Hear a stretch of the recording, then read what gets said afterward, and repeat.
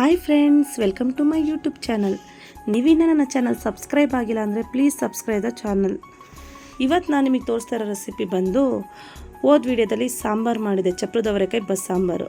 ಚಪ್ರದ ಅವರೆಕಾಯ್ದು ಇವಾಗ ಪಲ್ಯ ಮಾಡ್ತಾಯಿದ್ದೀನಿ. ಹೇಗೆ ಮಾಡೋದು ಅಂತ ನೋಡ್ಕೊಂಬರೋಣ ಬನ್ನಿ. 2 ಈರುಳ್ಳಿ, ಕರಿಬೇವು, 3 ಒಣಮೆಣಸಿನ್ಕಾಯಿ, 2 ಎಸಳು ಬೆಳ್ಳುಳ್ಳಿ, ಕಾಯಿ ತುರಿ.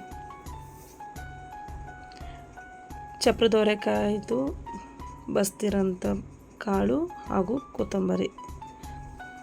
ಬಾಣಲಿ ಕಾದಿದೆ, ಎಣ್ಣೆ ಹಾಕ್ಕೊಳ್ಳೋಣ. ಸಾಸಿವೆ, ಕರಿಬೇವು, ಬೆಳ್ಳುಳ್ಳಿ, ಒಣಮೆಣಸಿನ್ಕಾಯಿ, ಈರುಳ್ಳಿ ಚೆನ್ನಾಗಿ ಫ್ರೈ ಮಾಡ್ಕೊಂಬಿಡೋಣ. ರುಚಿಗೆ ತಕ್ಕಷ್ಟು ಉಪ್ಪು. ಈಗ ಚಪ್ರದ ಅವರೆಕಾಯ್ದು ಮಿಕ್ಸ್ ಮಾಡ್ಕೊಳ್ಳೋಣ, ಚೆನ್ನಾಗಿ ಫ್ರೈ ಆಗಲಿ.